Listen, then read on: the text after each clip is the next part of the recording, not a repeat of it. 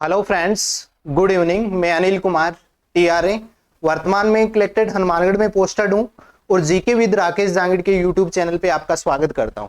आज जो हालांकि मैं टीआरए हूं और टीआरए के बारे में बताने जा रहा हूं, यानी जूनियर अकाउंटेंट और टीआरए की जो भर्ती है, जो उसी के बारे में आज अपने पेपर सेकंड है उसके बारे में डिस्कस करने वाले हैं। और जितनी भी भर्ती 2023 के अंदर आने वाली है यानी अनाउंस हो चुकी है, उनमें से सबसे बड़ी भर्ती जो है वो जूनियर अकाउंटेंट और टीआरए की है। 5190 पद है और इनमें से एक पद पे अपने को सिलेक्ट होना है। इसके लिए पेपर सेकंड जो है वो कैसे तैयारी करें। एक फोबिया है माइंड के अंदर कि ये जो भर्ती है वो अकाउंट यानी कॉमर्स वालों के लिए, तो उसी फोबिया को निकालने की कोशिश करेंगे कि ये जो भर्ती है वो मेनली आर्ट्स वालों के लिए ही है, क्योंकि इसमें जो सिलेक्ट हुए हैं पीछे जो भी 2-3 भर्तियां आई है उसमें 80 और 85% जो है यानी इससे भी अबू हो सकते हैं। हालांकि मेरे जो नॉन जो पर्सन है जो टीआरए और जूनियर अकाउंटेंट है वो लगभग जो है वो आर्ट्स बैकग्राउंड से ही है, यानी आर्ट्स और साइंस बैकग्राउंड से ही है।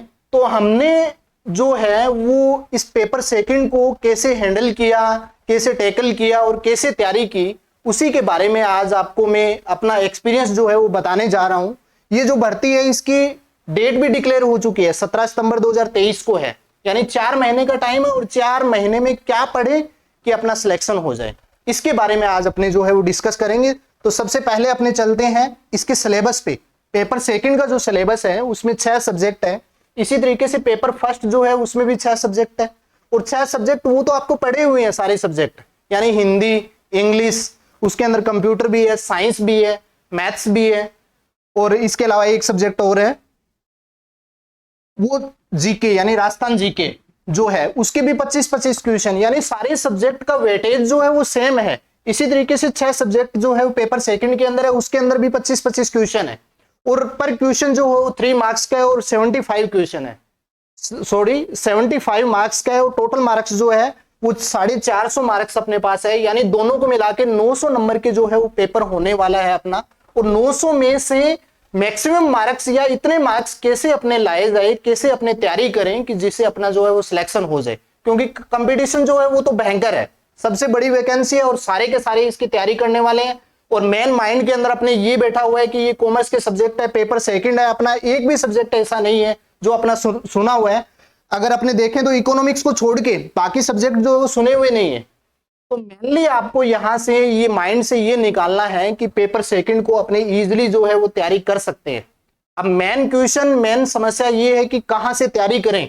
इसका मटेरियल जो है वो मार्केट के अंदर खूब आया हुआ है, खूब गाइडें आई हुई है, उनमें से कौन सी गाइडें अपने पढ़ें कि अपना जो है वो सिलेक्शन हो जाए, तो इसके बारे में आज अपने डिस्कस करेंगे। तो सबसे पहले इकोनॉमिक्स अपने पास है, इकोनॉमिक्स पढ़ा हुआ है अपना, इसके अंदर राजस्थान और इंडियन दोनों के दोनों जो है वो अपने सिलेबस के अंदर है। सिलेबस को आगे अपने डिटेल में देखेंगे।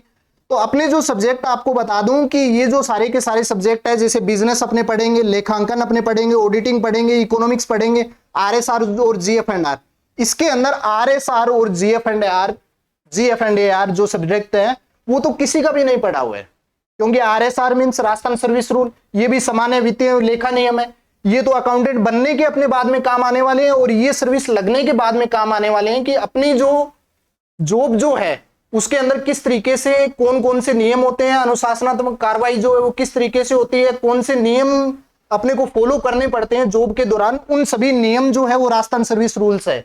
और इसी तरीके से अकाउंटेंट बनने के बाद जो है वो किन किन नियमों को ध्यान में रखते हुए अपने कोई भी कार्य करेंगे या अकाउंटेंसी का अपने काम करेंगे, तो वो सारे के सारे नियम जो दिए हुए हैं सामान्य वित्तीय लेखा नियम यानी जीएफ&आर में दिए हुए हैं अपने। तो ये 2 सब्जेक्ट तो किसी के भी नहीं पढ़े हुए हैं, क्योंकि जॉब लगने के बाद में अपने काम आने वाले हैं। तो ये 2 सब्जेक्ट तो सभी के लिए नए हैं, कॉमर्स वालों के लिए कोई अलग से नहीं है। इसके अलावा इकोनॉमिक्स अपना पढ़ा हुआ है, यानी इसका नाम सुना हुआ है, इन दोनों के तो नाम ही नहीं सुने हुए। इसके अलावा 3 सब्जेक्ट अपने पास बचते हैं। एक तो व्यवसाय बचता है यानी बिजनेस, दूसरा अपने पास लेखांकन यानी बुक कीपिंग और अकाउंटेंसी, तीसरा अपने पास है ऑडिटिंग यानी अंकेक्षण, ये अपने पास है। तो इसमें से मैं आपको ये क्लियर कट यहां पे बता देना चाहता हूं कि सिर्फ एक सब्जेक्ट ऐसा है जो लेखांकन यानी बुक कीपिंग और अकाउंटेंसी जो ऐसा है जो कॉमर्स का है, यानी कॉमर्स जो स्टार्टिंग होती है कॉमर्स की वो 11th और 12th से होती है, यानी 11th क्लास से ही होती है, उससे पहले तो कोई सब्जेक्ट ही नहीं होते, कॉमन होते हैं सभी के लिए। तो ये बुक कीपिंग और अकाउंटेंसी जो है इसको कहां से तैयार करें, तो ये अपने पास जो है वो सामान्य अकाउंटेंसी है। सामान्य अकाउंटेंसी मतलब 11th की क्लास, लगभग 90% जो सिलेबस है वो 11th एनसीईआरटी से कवर हो जाता है। इसके अलावा जो 10% बचता है जैसे साझेदारी होगी वो 12th के अंदर है। तो ये जो अपने एनसीईआरटी को पढ़ के आरबीएससी जो है उसके अंदर भी बहुत अच्छा दिया हुआ है, यानी उस बुक्स को पढ़ के अपने इजीली जो है वो 25 क्वेश्चन इसके सॉल्व कर सकते हैं, 25 में से 25 ला सकते हैं। हालांकि ओवर कॉन्फिडेंस के अंदर कॉमर्स वाले के गलत हो सकते हैं, लेकिन अपना गलत नहीं होगा क्योंकि अपने पहली बार पढ़ा है और जॉब लगने के लिए पढ़ेंगे तो बिल्कुल अच्छे से अपने पढ़ेंगे। कोई भी एंट्री जैसे अकाउंट्स हो गए, सॉरी अपने ऐसे डेबिट हो गया, क्रेडिट हो गया, ये देख के अपने को ऐसा लगेगा, लेकिन इस सब्जेक्ट को पढ़िए तो सही, बुक उठाइए तो सही, बिल्कुल इजी है, कुछ नहीं है। एंट्री एक दिन के अंदर सीख जाओगे आप, एंट्रियां करनी जो एक दिन में सीख जाओगे और सारे के सारे क्वेश्चन जो है वो आप सोल्व कर दोगे। उसके अलावा अपने पास व्यवसाय और ऑडिटिंग, ये 2 सब्जेक्ट बचे, यानी जीएफएनआर एंड आरएसआर। ये तो किसी का पढ़ा हुआ ही नहीं है, सभी के लिए नया है। इसके अंदर रूल है और अपने को रट्टा लगाना पड़ेगा, याद करना पड़ेगा, और कहां से याद करना है, कहां से रट्टा लगाना है, ये अभी मैं आपको आगे बताऊंगा। इसके अलावा इकोनॉमिक्स है, इंडियन इकोनॉमिक्स और राजस्थान की इकोनॉमिक्स है, ये कहां से पढ़नी है आगे बताऊंगा। लेखांकन जो है उसकी गाइड भी आई हुई है, उन गाइडों में से बेस्ट गाइड कौन सी है, अच्छी गाइड कौन सी है, जिसे आप जो है इजिली यानी इजी लैंग्वेज के अंदर लिखी हुई है और अपने पढ़ के जो है उससे सिलेक्शन पा सकते हैं, और या मैक्सिमम क्वेश्चन जो है वो अपने इसको हल कर सकते हैं, ये आपको बताऊंगा। उसके बाद आती है अपने पास 2 सब्जेक्ट रहते हैं, एक तो ऑडिटिंग, एक रहता है बिजनेस यानी व्यवसाय। ऑडिटिंग और बिजनेस इसको आप पढ़ोगे, किसी भी बुक से पढ़ना, किसी भी गाइड से आपको पढ़ना, आपको कहीं नहीं लगेगा कि ये कॉमर्स का सब्जेक्ट है, कहीं से भी नहीं लगेगा। क्योंकि बिजनेस के क्या रूल होते हैं, उसके अंदर वित्त के स्रोत कौन कौन से हैं, कहां से वित्त जो है अपने कलेक्ट करते हैं व्यवसाय को चलाने के लिए, ये सारे के सारे जो आगे डिटेल के अंदर अपने देखेंगे, ये सारे के सारे जो है बिजनेस के अंदर है और इजीली अपने जो है इसको कर सकते हैं। इसके अलावा ऑडिटिंग मतलब कोई भी विभाग जो है उसके अंदर जो भी कार्य होता है उसका प्रत्येक वित्तीय वर्ष के अंदर ऑडिटिंग का अर्थ होता है अंकेक्षण का अर्थ होता है जांच, यानी टेस्ट, उसकी जांच करनी कि सही रूल के अकॉर्डिंग जो है वो कार्य हो रहा है या नहीं हो रहा है, यानी उस ऑफिस के अंदर कंट्रोलिंग होती है। अपने को ये डर रहता है कि ऑडिट आने वाली है और ऑडिट के अंदर ये पकड़ा जाएगा अपना काम, तो अपने खिलाफ जो है वो कार्रवाई होगी। तो इस तरीके से एक तरीके से जांच होती है। और ऑडिटिंग के रूल जो है इसके अंदर कंपनी जैसे सरकारी अंकेक्षण क्या होता है, ये जो चीजें हैं, दक्षतापूर्ण अंकेक्षण क्या होता है, अंकेक्षण के प्रकार, अंकेक्षण का अर्थ किस तरीके से, सरकारी कंपनियों का अंकेक्षण क्या है, सीएजी इसके अंदर अपने को दिया हुआ है। बिल्कुल पढ़ोगे तो इजीली आपके जो है वो समझ में आ जाएगा। ये है, कोई वो नहीं है, फोबिया नहीं है, एक बार इसके अंदर घुसिए तो सही। अगर जितना दूर जाओगे इन सब्जेक्ट से तो उतना ही दूर होते जाओगे। एक बार किताब लेके बैठिए पढ़ने के लिए और इजीली आपको जो है समझ में आ जाएगा। ये कॉमर्स के लिए नहीं है, मैं कहूंगा आर्ट्स वालों के लिए, और मैं खुद आपके सामने जो हूं टीआरए पोस्टेड हूं और आर्ट्स का स्टूडेंट हूं। आगे देखिए, पहले अपने सबसे पहले चलते हैं आरएसआर के अंदर, राजस्थान सर्विस रूल्स। ये जो है बुक तो बहुत बड़ी है, ये काम में आते हैं और बहुत बड़ी बुक है। उसमें से सिर्फ अपने जो सिलेबस के अंदर है वो ये 2 नंबर, 3 नंबर, 10, 11, 13, 14, 15 और 16, ये 8 अध्याय ही दिए हुए हैं। कितने अध्याय? 8 अध्याय है और इनको ही पढ़ना है अपने को। इनके अंदर रूल दिए हुए हैं।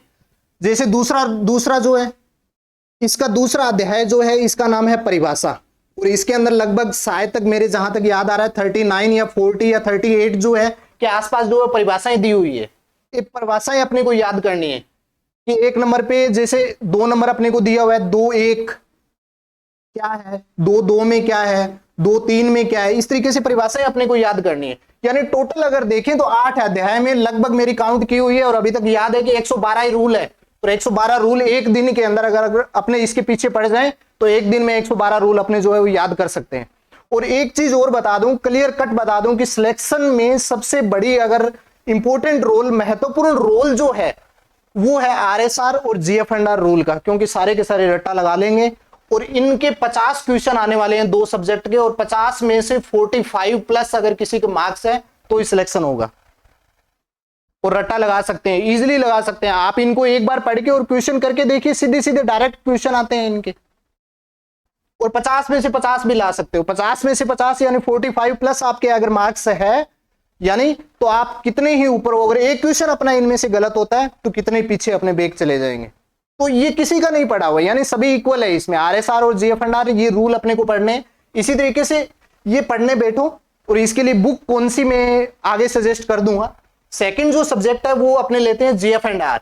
यही 8 सब्जेक्ट, सॉरी 8 अध्याय है इसके अंदर अपने, यही 8 अध्याय है और इसी के अंदर भी रूल है। इतने रूल लगभग 200 के आसपास जो है वो रूल इसके अंदर है, नियम है। जैसे ईयूआरओ का एग्जाम जो सभी ने दिया होगा, उसके अंदर धाराएं थी, और धाराएं किस तरीके से अपना आपने रट्टा लगा लिया था तोते की तरह, इसी तरीके से ये लगा सकते हो। कितने दिनों में अपने को टाइम कम से कम सीईटी के बाद 2 या 2.5 महीने मुश्किल से मिले थे और पूरा का पूरा अपने अधिनियम रट्टा लगा लिया था। इसी तरीके से आप लगा सकते हो RSRO GF&R के अंदर। ये 8 अध्याय और 8 अध्याय के अंदर प्रत्येक के अंदर जो है वो नियम है। उन नियमों को आपको याद करना है। मेनली आपको सबसे पहले हेडिंग याद करनी है, उसके बाद में अंदर का याद करना है। और लास्ट टाइम के अंदर आपको जो है वो अनसोल्व पेपर जो है, सोल्व्ड पेपर जो है, या ऑब्जेक्टिव क्वेश्चन लगाना है और उन क्वेश्चनों से अपने को तैयारी का पता चल जाएगा। या कोई भी टेस्ट सीरीज आप जो है वो ज्वाइन कर सकते हो, अच्छी टेस्ट सीरीज, और उनसे अपनी जो है खुद का जो है वो मूल्यांकन कर सकते हो। तो 2 सब्जेक्ट तो ये सभी के लिए नए हैं और क्लियर जो है वो अलग हो गए हैं और सभी को जो है पढ़ने पड़ेंगे। और मोस्ट इंपॉर्टेंट पार्ट जो है वो RSRO GF&R है, और इनके 50 के 50 क्वेश्चन अपने को जो है वो सही हुए हैं। और लगभग एवरेज में बता देता हूं, जिसकी तैयारी नहीं है और एक बार जिनका पढ़ा हुआ है उनके भी 35 और 40 होंगे। इनमें जो है वो क्वेश्चन जो है वो अटेम्प्ट कर देगा और सही भी कर देगा। तो अपने को अच्छी तैयारी करनी है, बढ़िया तैयारी करनी है। तो यानी 45 प्लस अपने जो है वो क्वेश्चन सही होने चाहिए। सेकंड अपने जो लेते हैं वो बिजनेस लेते हैं। बताइए इनमें से कौन सा नाम आपका जो है वो नहीं सुना हुआ है? व्यवसाय। व्यवसाय क्या होता है, बिजनेस क्या होता है, उसका परिचय अपने को देखना है, कार्य क्षेत्र अपने को देखना है, उद्देश्य देखना है, व्यापार करने के क्या क्या उद्देश्य होते हैं, व्यापार नैतिकता यानी इथिक्स देखनी है अपने को, यानी क्या क्या नियम अपने को जो है वो ध्यान में रखने हैं। व्यापार की सामाजिक जिम्मेदारियां, यानी कोई भी व्यापारी है या कोई भी संस्था है, कोई भी संगठन है, व्यावसायिक संगठन है, उसकी समाज के प्रति क्या जिम्मेदारियां होती है, ये सारे के सारे अपने पढ़ेंगे। और अपने डेली लाइफ से जुड़ा हुआ जो है ये सब्जेक्ट है। इसके बाद व्यावसायिक संगठनों के रूप, यानी व्यावसायिक संगठन कितने प्रकार के हो सकते हैं, उसमें से सिर्फ 3 अपने को दिए हुए हैं। एकल स्वामित्व, जिसका स्वामी एक ही हो, उसके लिए क्या क्या प्रावधान है एक्ट के अंदर। उसके बाद में साझेदारी यानी पार्टनरशिप अपने को दिया हो। उसके बाद में कंपनी दी हुई है, यानी कंपनी अधिनियम 2013 जो है पूरा का पूरा अपने को पढ़ना है। उसके अंदर क्या क्या प्रावधान है, कंपनी किसे कहते हैं, और उसके अंदर कितनी टर्नओवर होना चाहिए, कितनी पूंजी होनी चाहिए, ये सारी की सारी चीजें जो है वो एक बार पढ़ोगे और इजीली जो है आपको याद हो जाएगी। उसके बाद में उद्यमिता है। ये भी उद्यमिता, भारत में उद्यमिता के कम विकास की अवधारणा, यानी उद्यमिता का विकास जो है वो कम क्यों है, उसका महत्व और कारण अपने को बताना है। देखो मेरे को SST का ऐसा लग रहा है, ये उद्यमिता कहां से बिजनेस का है, SST ही है। और इसको पढ़िए आप, परकाम पे लिखित, यानी अपने को परकाम पे लिखित का मतलब क्या होता है कि जो वित्त के स्रोत होते हैं उनको लिखित रूप से, जैसे एक नोट है वो भी परकाम पे लिखित है अपने लिए, क्योंकि नोट पे लिखा हुआ है मैं इतने, वो जो लिखा हुआ है ना लैंग्वेज लिखा हुआ है, वादा करता हूं, यानी किसी को वादा देना किसी भी कागज के ऊपर लिख के, यानी इतने रुपए देता हूं, इतने बाद ये रुपए ले लूंगा, यानी स्टाम्प जो है वो भी एक परकाम पे लिखित है। किसी को एक छोटा सा कागज जिसपे अपने वादा करते हैं किसी से रुपए लेने का और देने का, वो परकाम पे लिखित है आपके लिए। उसका अर्थ क्या होता है, कितने प्रकार के होते हैं, और व्यापार के अंदर वित्त के स्रोत क्या क्या हो सकते हैं, क्या क्या हो सकते हैं वित्त के स्रोत। बैंक से लोन ले लिया आपने, किसी को चेक दे के उधारे ले लिए, किसी दूसरे व्यापारी से अपने ले लिए, अपनी साख कितनी है कि अपने दूसरा व्यापारी अपने पे विश्वास करके ले लिया। इसी तरीके से बिल्कुल इजी है, वित्त के स्रोत आप पढ़ोगे। शेयर से अपने शेयर जारी करके, मार्केट के अंदर शेयर जारी करके वहां से अपने जो रुपए हैं बिजनेस के लिए कलेक्ट कर सकते हैं। तो वित्त के स्रोत अपने को बताने, ये भी 3 प्रकार के होते हैं, अल्पकालीन हो गया, मध्यकालीन हो गया, दीर्घकालीन हो गया। तो बिल्कुल आप पढ़ोगे, इसके अंदर घुसोगे तो बिल्कुल इजिली जो है आपके समझ में आ जाएगा। उसके बाद में विज्ञापन, क्या होता है विज्ञापन, ये जैसे जीके विद राकेश दांगड़ी ये लगा हुआ है, ये क्यों लगा रहा है, विज्ञापन के लिए तो है। इसी तरीके से अर्थ, इसका विज्ञापन का क्या अर्थ होता है, महत्व क्या है इसका, इसके तरीके क्या है। इसके बाद में उपभोक्ता, अपने उपभोक्ता अधिकार, ये शायद 6th या 7th की बुक के अंदर उपभोक्ता अधिकार जो है SST के अंदर आप पढ़ोगे कि उपभोक्ता के अधिकारों के प्रति जागरूकता, ये सारे के सारे दिए हुए। उसके बाद शोषण के खिलाफ संरक्षण, मानव संसाधन नियोजन, भर्ती किस तरीके से, यानी कोई भी व्यावसायिक संगठन है, बिजनेस के अंदर है, अपने को मजदूर रखने हैं, अपने को मैनेजमेंट या मैनेजर रखना है, कोई भी कर्मचारी या अधिकारियों की अगर अपने को भर्ती करनी है तो किस तरीके से करनी चाहिए, किन नियमों का अपने को पालन करना चाहिए, उसका चयन किस तरीके से करना है, उसको ट्रेनिंग यानी प्रशिक्षण किस तरीके से देना है।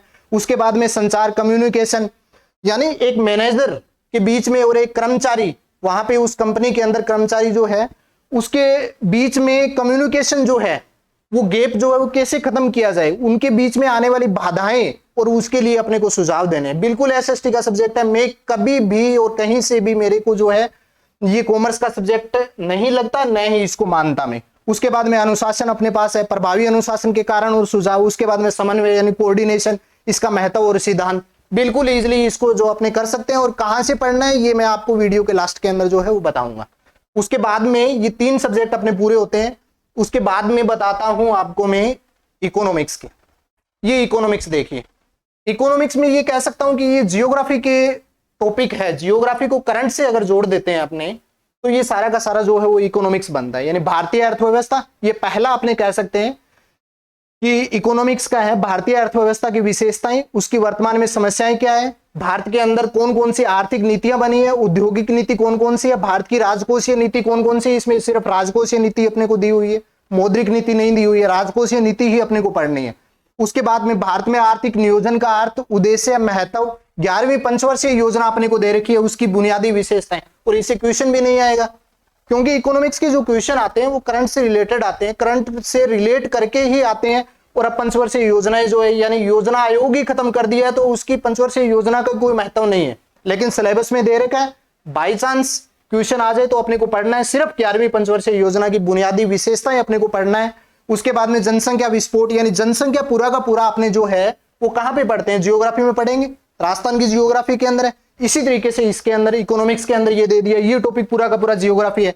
इसके अलावा भारतीय अर्थव्यवस्था में कृषि की भूमिका अपने को दे रखी है। इसका मतलब कृषि के, एग्रीकल्चर के, इंडियन एग्रीकल्चर के अपने को करंट के डाटा जो है वो पढ़ने हैं।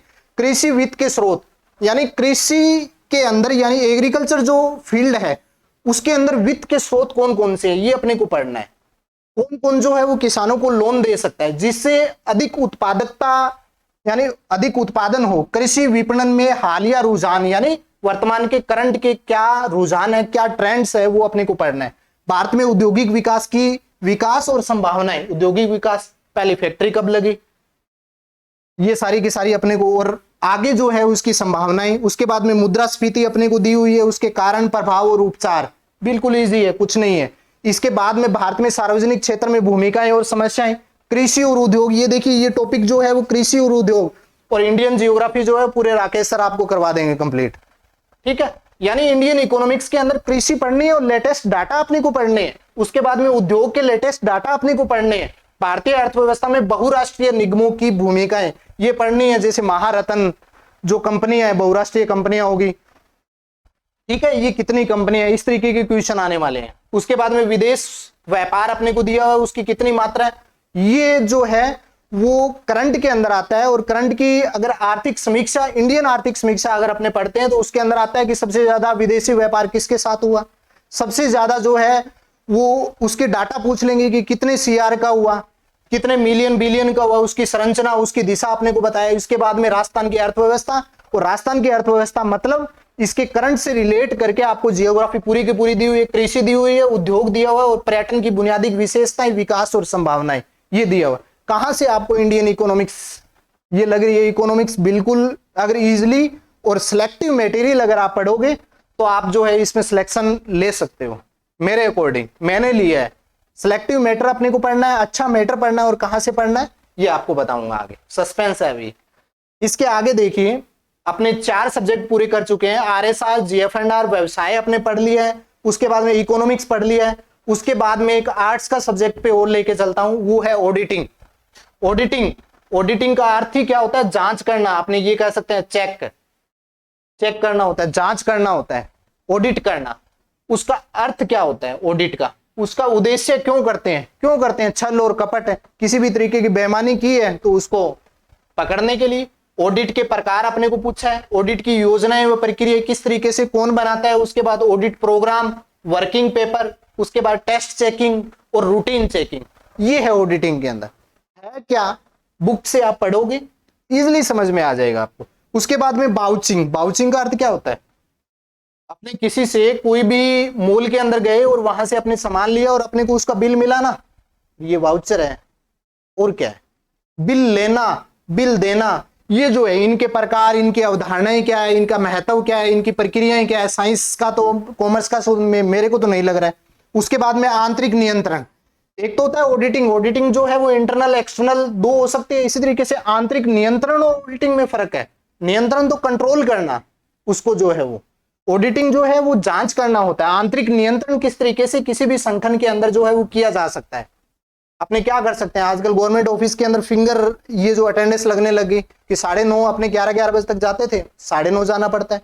ये क्या है, एक इंटरनल नियंत्रण कर दिया, कंट्रोल कर दिया अनुशासन में रहने के लिए।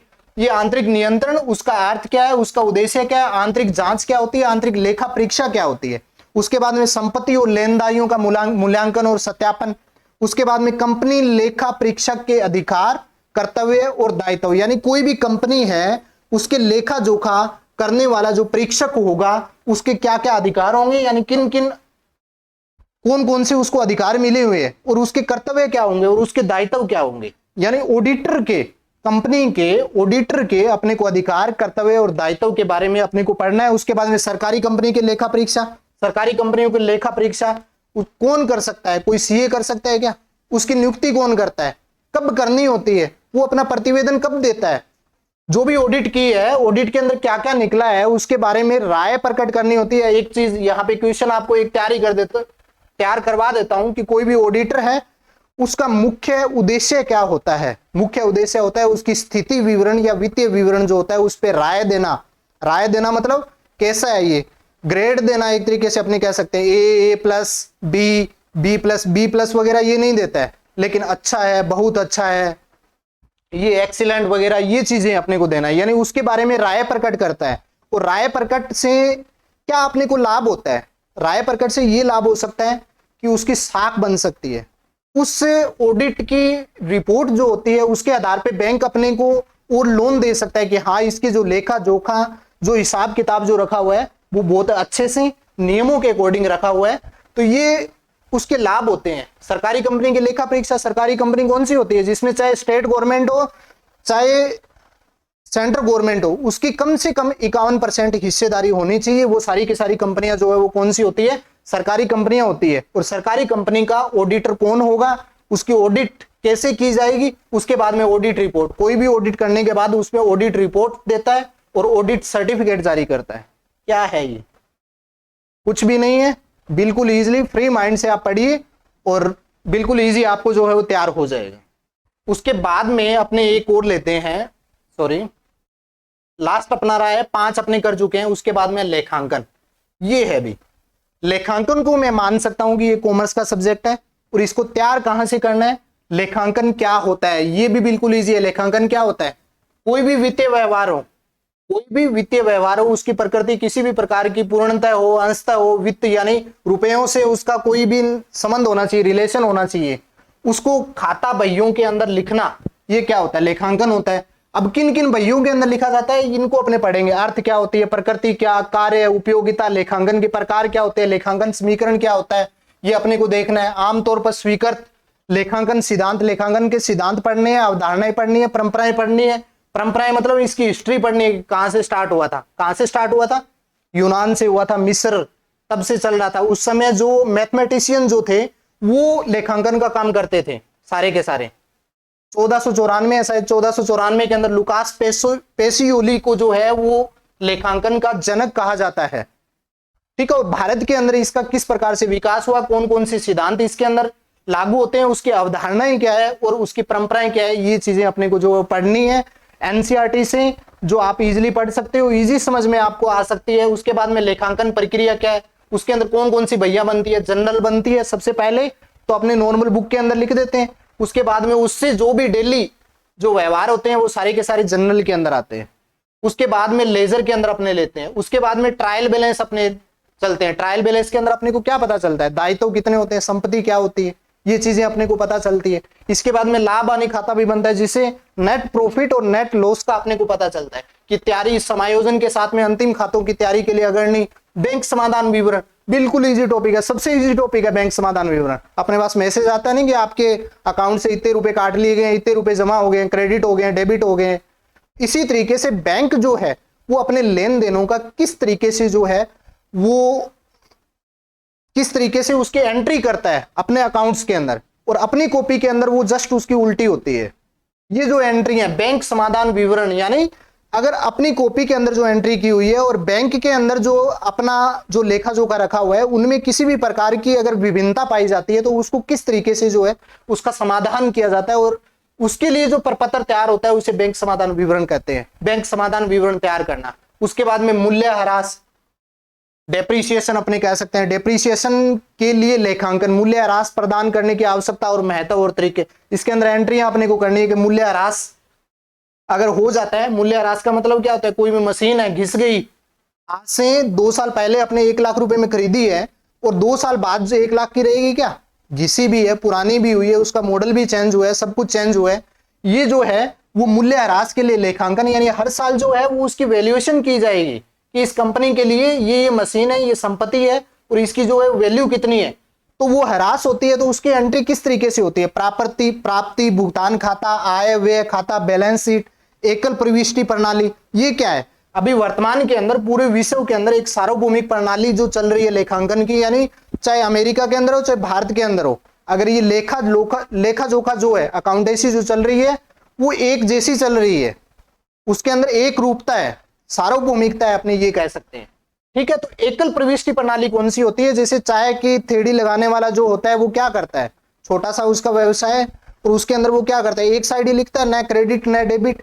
वो क्यों लिखता है, क्योंकि उसकी समर्थी इतने लेन देन नहीं होते कि उसकी समर्थी में न रह सके, वो व्यक्तिगत उनको पहचानता है। लेकिन कोई बड़ा अगर कोई व्यवसाय है उसके अंदर मानव की जो समर्थी है ना वो सीमित है, उतना ध्यान नहीं रखा जाता, इसीलिए अपने क्या करते हैं, खाता बहियों के अंदर उसके अलग अलग खाता बनाते हैं।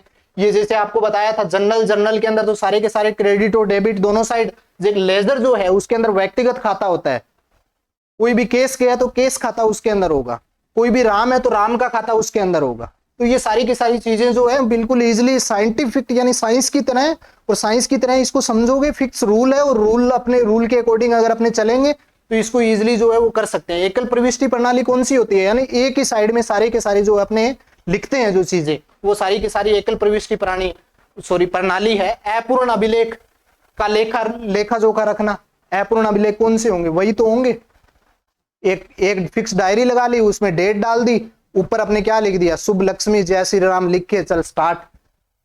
तो ये अपूर्ण अभिलेख होते हैं। उसके बाद में साझेदारी मैथ का टॉपिक है, पार्टनरशिप है और बिल्कुल इजीली कर सकते हैं, थोड़ा सा अलग है उससे, लेकिन करना अपने को वहां पे साझेदारी के लिए अपने को क्या आना चाहिए, अनुपात आना चाहिए, रेशो का टॉपिक अपने को आना चाहिए, तो ही अपने कर सकते हैं।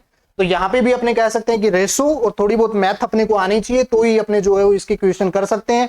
इसमें भी मैथ से रिलेटेड यानी मैथ से जोड़ के जो है वो क्वेश्चन अपने पास आता है। उसके बाद में फर्म का पुनर्गठन, ये देखो पूंजी स्थिर, उतार चढ़ाव, लाभ का बंटवारा किस तरीके से होते हैं, लाभ का बंटवारा अपने जो है वो अलग अलग अनुपातों में करते हैं, क्योंकि उनके साथ में स्टार्टिंग के अंदर जो है वो एग्रीमेंट हुआ होता है साझेदारों के बीच में कि इतना % तू लेगा, इतना % ये लेगा, पूंजी के अनुपात में लेगा, लाभ के अनुपात में लेगा, उसके बाद में रुपए लगाए, इस तरीके से पूरा। उसके बाद में संपत्ति का पुनर्मूल्यांकन होगा, सद्भावना का उपचार अपने पास है। उसके बाद में फर्म का पुनर्गठन भी अपने को दिया हुआ है।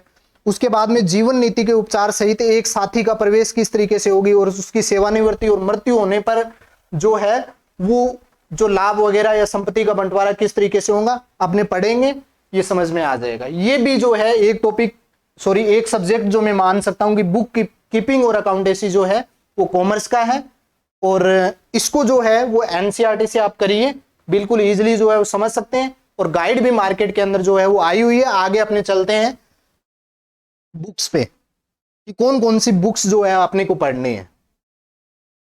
मैंने ये पढ़ी थी बुक्स, चैवन प्रकाशन जयपुर से ये है। अब लेटेस्ट जो है वो इसका 8th एडिशन आ रहा है मार्केट के अंदर, और वही लें क्योंकि अपडेटेड है।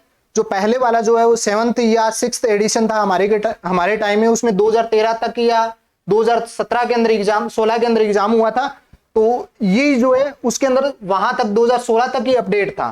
तो अब 2023 तक अपडेटेड जो है वो 8th एडिशन आ रहा है, जैसे व्यवसाय यानी बिजनेस मेथड जो दिया हुआ है, ये चैवन प्रकाशन की बुक आप ले सकते हो। इसी तरीके से RSR और GF&R इनकी बुक्स देखोगे, रियल बुक्स जो है वो अगर आप देखोगे तो बहुत बड़ी बड़ी होती है, उसमें सिलेक्टिव चैप्टर अपने 8-8 चैप्टर दोनों के अंदर दिए हुए हैं, और ये सिलेक्टिव चैप्टर जो है वो चैवन प्रकाशन की ही बुक्स अपने को पढ़नी है, क्योंकि लैंग्वेज इजी है और अपने समझ सकते हैं, टेक्निकल लैंग्वेज में नहीं लिखा हुआ है। जो ओरिजिनल लैंग्वेज है जो ओरिजिनल राजस्थान सर्विस रूल्स जो बने हुए हैं अपने, उसके अंदर बहुत टेक्निकल लैंग्वेज है और अपने समझ से बाहर हो जाएगी वो। तो इजी लैंग्वेज में समझने के लिए इन दोनों के लिए मैं चार जो है सब्जेक्ट है जिनके लिए मैं ये कह रहा हूं कि आप जो है वो च्यवन प्रकाशन की बुक ही पढ़िए। इसके अंदर कौन कौन सी होगी, एक तो व्यवसाय हो गया, RSR GF&R हो गया, और एक अकाउंटेंसी होगी। और अकाउंटेंसी का ये बुक्स ले सकते हो, प्लस में 11th और 12th की बुक जो है वो नेट से डाउनलोड कर लीजिए हिंदी मीडियम की, और उसमें से जो सिलेक्टिव जो है वो मटेरियल जो अपने सिलेबस में है, सिलेबस के अकॉर्डिंग जो है वो उसको अलग करके और पढ़िए, और बिल्कुल इजीली जो है आपके क्लियर हो जाएगा। उसके बाद में अपने जो सब्जेक्ट रहते हैं वो रहता है इकोनॉमिक्स का, राजस्थान RSR ये आपको बता ही दिया। ऑडिटिंग भी इसी के आप ले सकते हो, च्यवन प्रकाशन। ऑडिटिंग जो नया 11th में लगती है ना 12th में लगती है, ये बीकॉम का है, और बीकॉम के अंदर ही बेसिक अपने जो है वो सिलेबस में दिया हुआ है, और ये अपने जो है वो इसी बुक को है जो पढ़िए। यहाँ पे किसी का वो प्रमोशन वगैरह नहीं हो रहा है, अभी अपने को सिलेक्शन करवाना है, और सिलेक्शन के लिए मैंने जो बुक्स पढ़ी है वही आपको रिकमेंड यहाँ पे मैं कर रहा हूं, और इन बुक्स को पढ़िए और बिल्कुल इजी समझ में आ जाएगा आपके। अब इकोनॉमिक्स अपने को पढ़नी है, तो इंडियन इकोनॉमिक्स जो है वो PD यानी प्रतियोगिता दर्पण का अतिरिक्तांक ये एडिशन आता है इकोनॉमिक्स का, ये 2023 का लेटेस्ट एडिशन लीजिए। इसके पीछे कम से कम 500-700 क्वेश्चन है ऑब्जेक्टिव, पहली बात तो, यानी इंडियन इकोनॉमिक्स से रिलेटेड 500 से 700 क्वेश्चन अपने को मिल रहे हैं, और उन क्वेश्चनों में 2-3 क्वेश्चन तो आपके पढ़ ही जाएंगे। तो ये कह सकते हैं 2-3 क्वेश्चन में बोल रहा हूं, उससे ज्यादा भी कम भी हो सकते हैं। तो ये क्वेश्चन प्लस में इसमें से यहाँ पे आपको दिखाई नहीं दे रहा होगा, आप नेट पे देखिए, प्रतियोगिता दर्पण इकोनॉमिक्स का अतिरिक्तांक अगर लगाओगे तो पहला टॉपिक जो है भारतीय अर्थव्यवस्था प्रमुख विशेषता, ये सेम टू सेम सिलेबस में है अपने। इसी तरीके से इसके अंदर दिया हुआ मौद्रिक नीति, भारत की राजकोषीय नीति, राजकोषीय पूरी की पूरी सिलेबस के अंदर है अपने पास। इसके बाद में कृषि दे रखा है, इसके अंदर द्वितीय अग्रिम अनुमान 2022-23 ये कृषि के अपने को दे रखे हैं। इस तरीके से यानी लगभग जो टॉपिक है वो PD के अंदर आपको जो है वो मिल जाएंगे, इसको मैं रेफर करता हूं। अब रहती है राजस्थान की बात, तो राजस्थान की GK विद राकेश जांगिड़ की अपने पास राजस्थान आर्थिक समीक्षा यानी राजस्थान बजट 2023, ये जो है बिल्कुल इजी लैंग्वेज के अंदर। अगर अपने रियल जो आर्थिक समीक्षा अगर पढ़ते हैं तो इतने आंकड़े होते हैं, इतने डाटा भरा होता है, अपने समझ से बाहर होता है, तो उसको बिल्कुल इजी लैंग्वेज के अंदर इसके अंदर अपने को दिया हुआ है। जैसे पर्यटन, देखो राजस्थान का पर्यटन उसके अंदर था, ये देखो पर्यटन विशेष, इसके अंदर लेटेस्ट सारी की सारी योजनाएं वगैरह सारी इसके अंदर मिल जाएगी। उसके बाद में उद्योग अपने सिलेबस में था, उद्योग प्लस में लेटेस्ट जो भी रिपोर्टें आई हुई है ये सारी की सारी इसके अंदर समाहित है। तो इन किताबों से आप पढ़ के अपना सिलेक्शन जो है वो ले सकते हो। और ये आर्ट्स यानी ये जो वैकेंसी जो है वो कॉमर्स की है, ये शायद मैंने निकालने की आपके दिमाग से कोशिश की है और निकल गई होंगी, और आज से ही लग जाइए। 4 महीने का टाइम है, 4 महीने के टाइम के अंदर आपको डिवाइड करना है इसको। ऐसे समझ लीजिए कि 3 महीने जो है, 3 महीने में 2 टाइम्स जो है वो इसको कर लीजिए भी सिलेबस को। ऐसे समझ लीजिए ये बुक्स जो आपको बताई है ना, कोई भी 150 से या 180 पेज से ऊपर है ही नहीं। तो एक दिन में क्या 150 पेज नहीं पढ़ सकते क्या आप? 150 पेज एक दिन में आपको बिठा दे और पढ़ना, और पहली बार अगर आप कोई भी बुक पढ़ोगे तो समझ में आएगी नहीं, मेरे भी नहीं आई थी। और मैं बुक्स यहाँ पे लेके नहीं आया हूं, अगर बुक्स आपको दिखाता लेके आनी चाहिए थी, और बुक्स अगर दिखाता तो सबसे पहले तो उसको पेन या पेंसिल से अंडरलाइन किया कि ये नई नई चीज मेरे को मिल रही है। और कोई भी पेज पढ़ते हैं तो उसमें 10 या 12 फैक्ट मुश्किल से होते हैं, और उसको अंडरलाइन अपने कर लेते हैं, और दूसरे टाइम अपने को इजिली वही उन्हीं पे अपना ध्यान जाए और उन्हीं को याद करें, इसीलिए अपने उसको अंडरलाइन करते हैं या हाईलाइटर करते हैं। पहली बार पेन या पेंसिल से कर लीजिए, दूसरी बार कुछ और समझ आएगी अपने को, बुक दूसरी बार अपने पढ़ेंगे तो उसको हाईलाइटर कर दीजिए। फिर तीसरी बार अपने 50% या 70% अपने वो बुक है जो याद हो जाएगी। प्लस में ये जो बुक्स आपको बताई है च्यवन प्रकाशन की, जो जयपुर से प्रकाशित होती है, 8th एडिशन अपने को लेटेस्ट एडिशन लेना है। उसके अंदर प्रत्येक जो चैप्टर है उसके अंदर कम से कम 50-60 जो क्वेश्चन दिए हुए हैं, उससे अपने को पता लगता है। और पहली बार पढ़ के अगर क्वेश्चन करेंगे तो अपने पीछे बेक जाएंगे, कन्फर्म जाओगे आप, बेक जाएंगे कि हाँ इसका आंसर क्या हो सकता है, इसका आंसर क्या हो सकता है। तो पहली बार में नहीं समझ आने वाली, दूसरी बार, तीसरी बार, चौथी बार इनको कम से कम 2 टाइम्स बिल्कुल शांत मन से और अच्छे से इनको पढ़ दीजिए 3 महीनों में। और पढ़ दीजिए का मतलब ये नहीं है कि सिर्फ 6 सब्जेक्ट ही करें, ये वाले ही अपने को करने हैं। पहले वाले 6 सब्जेक्ट जो फर्स्ट पेपर के हैं वो भी करने हैं, साथ साथ में उनको भी चलाना है। इसमें ये और ध्यान रखना, RSR और GF&AR जो अपने को दिया हुआ है इसको डेली रिवाइज करना है, डेली अपने को पढ़ना है, तो ही ये कंठस्थ होंगे, तो ही आपको याद होंगे और बिल्कुल याद हो जाएंगे। ये और ध्यान रखना, बिल्कुल जो है वो याद हो जाएंगे, आपको याद आप जो है वो कर सकते हो। इसके अलावा और बताऊं मैं इसके अंदर, तो लास्ट का 1 महीना यानी 4 महीने अपने पास टाइम है। 6 राउंड थ्योरी है, मैंने एक वीडियो देखा था भाटिया जी का, उसमें एक है 6 राउंड थ्योरी, यानी 6 बार अगर अपने किसी भी किताब को पढ़ लेते हैं तो वो कंठस्थ याद हो जाती है और उससे जो भी क्वेश्चन बनते हैं। और साथ साथ में एक चीज और दिमाग में बीच में मेरे आ गई है कि जो भी लाइन पढ़ो उसमें ये ध्यान रखा करो कि यहां से क्वेश्चन बन सकता है, तो उसको अंडरलाइन की, ये क्वेश्चन जो है वो बन सकता है, यहां से ऑब्जेक्टिव क्वेश्चन बन सकता है, ये चीज अपने से पूछ सकता है, तो उसको ध्यान में रखते हुए और आगे उसका क्वेश्चन 100% आपको मिलेगा, ऑब्जेक्टिव क्वेश्चन है वहां पे आपको मिलेगा। यानी 6 राउंड थ्योरी जो है, यानी 6 बार अगर अपने पढ़ लेते हैं तो वो कंठस्थ हो जाती है और एग्जाम अपने आसानी से जो है वो पार कर सकते हैं, अगर कंटिन्यूटी के अंदर अपने रहती है। अगर 5 दिन भी अगर अपने बीच में ब्रेक ले लिया तो अपने सब जो है वो गायब हो जाता है और सभी के हो जाता है, ये ध्यान रखना। और 3 टाइम अगर कर लेते हैं, सॉरी 3 महीने में अगर 2 भी बार भी अगर 12 सब्जेक्ट एक बार अपने 2-2 बार भी अगर निकाल लेते हैं तो ऐसे समझ लीजिए कि यहां पे 3 यानी 90 दिन अपने को 45 यानी अपने दोनों पेपरों को अगर डिवाइडेशन करें, 6 सब्जेक्ट को करें तो 45 दिन में करना है। ये स्ट्रेटजी मेरी थी। कम टाइम के अंदर कैसे करें, तो कम टाइम के अंदर अपने को ज्यादा सीटिंग बनानी पड़ेगी, ज्यादा टाइम अपने को देना पड़ेगा। पहले एक बार में अपने को टाइम लग सकता है नए सब्जेक्ट में, दूसरे बार में कम से कम 5-7 दिन का फर्क पड़ जाएगा और अपने इजिली जो है और ज्यादा फास्ट जो है उसको पढ़ सकते हैं। लास्ट टाइम में मैं अपनी स्ट्रेटजी बता देता हूं और बिल्कुल ये जो है वो यानी सिलेक्शन अपने कह सकते हैं ज्यादा चांसेस जो है वो बढ़ जाते हैं। यानी 1 मंथ है अपने पास, लास्ट में क्या है 1 मंथ है, 1 मंथ का मतलब 30 दिन। 30 दिनों को हमेशा जो है 15, 10 और 5 में डिवाइड करो। अगर पहली बार अगर अपने को अच्छे से पढ़ी हुई है बुक, ये मैं कहूं कि 2-2 घंटों में आप जो है इन बुक्स को निकाल दोगे पूरी की पूरी। व्यवसाय की बुक, बिजनेस की जो बुक है यानी 100 पेज की है, 100 पेज का मतलब 50 पेज है उसके अंदर, दोनों साइडों से है 100 पेज, तो 50 पेज उसके अंदर है। और 50 पेज जो है वो आप 2-2 घंटों के अंदर अगर आपको 2 या 3 बार पढ़ी गई है तो ब्लैक पेन से, उसके बाद ब्लू पेन से, उसके बाद ग्रीन पेन से, उसके बाद हाईलाइटर, उसके बाद में पेंसिल, इतनी चली हुई मिलेगी। बीच बीच में जो है वो स्लिप पे भी चिपकाई हुई है मेरी बुक्स के अंदर जो है। यानी 30 दिनों को 15, 10 और 5 में डिवाइड कीजिए। 15 दिन में 12 का 12 सब्जेक्ट 15 दिन में आपको करने हैं, रिवाइज करना है। लास्ट टाइम में रिवीजन का बहुत महत्व रहना है। और इन्हीं 15 दिनों में आपको अनसॉल्वड या सॉल्वड पेपर जो मिले या कोई भी टेस्ट सीरीज मिले तो इन टेस्ट सीरीज को अपने को करनी है, ये ध्यान रखना, क्योंकि जितनी ज्यादा रिवीजन होगी उतनी ज्यादा। और लास्ट के 15 दिनों में आपको कोई टेस्ट पेपर, कोई रिवीजन वगैरह ये नहीं करना है, मेरे अकॉर्डिंग है। अगर आपको ऐसे लगता है कि ज्यादा से ज्यादा क्वेश्चन, नए क्वेश्चन अपने को मिलेंगे तो अपने जो है वो इन क्वेश्चनों को कर सकते हैं। 15 दिनों के अंदर आपको ज्यादा से ज्यादा ऑब्जेक्टिव क्वेश्चन करने हैं, इनके साथ साथ में अपने को रिवीजन करना है, पढ़ना है। और इन्हीं 30 दिनों के अंदर साथ में करंट अफेयर्स जो है आपको स्टार्ट कर देना है।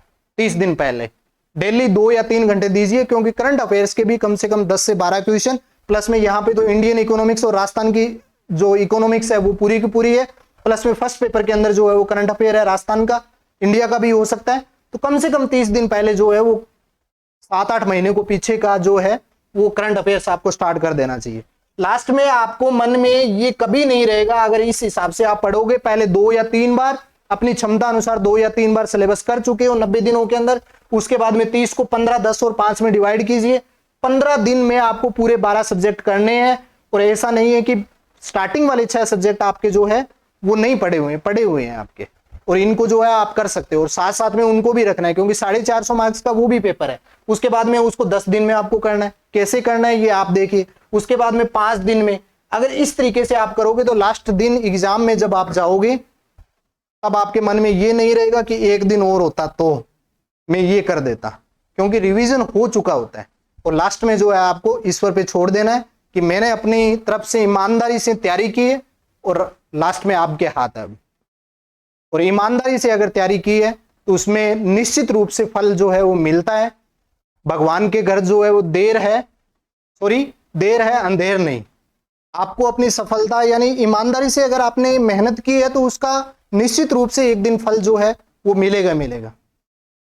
तो अंत में यही, हारा वही जो लड़ा नहीं। तो एक चीज और मैं बता देता हूं आपको लास्ट के अंदर, जीके विद राकेश जांगिड़ जिस चैनल पे आज मैं डिस्कस कर रहा हूं, उसकी जो टेस्ट सीरीज जूनियर अकाउंटेंट और टीआरए की टेस्ट सीरीज बहुत ही अच्छे विद्वानों के द्वारा जो तैयार की गई है, सिलेक्टिव क्वेश्चन है, उसके अंदर फर्स्ट पेपर और सेकंड पेपर दोनों की जो है टेस्ट सीरीज है और 699 रुपए में मात्र है। और इसमें 11 तो छोटे टेस्ट होंगे जिसका शेड्यूल टेलीग्राम चैनल पे जीके विद राकेश जांगिड़ पे मिल जाएगा। उसमें 3 सेमी मेजर टेस्ट होंगे और एक मेगा टेस्ट होगा जो फर्स्ट और सेकंड पेपर दोनों का होगा। और ये टेस्ट सीरीज जो है इसमें मेरा भी योगदान रहेगा और ये टेस्ट सीरीज जो है वो आप ज्वाइन कर सकते हो, ठीक है। तो लास्ट में फिर एक बार हारा वही जो लड़ा नहीं, तो लड़ना पड़ेगा और उससे अपने हारेंगे नहीं जीतेंगे। अगर इस तरीके से स्ट्रेटजी बना के प्लानिंग अगर सही तरीके से अपने होगी तो जरूर अपने सफल होंगे। Thank you so much.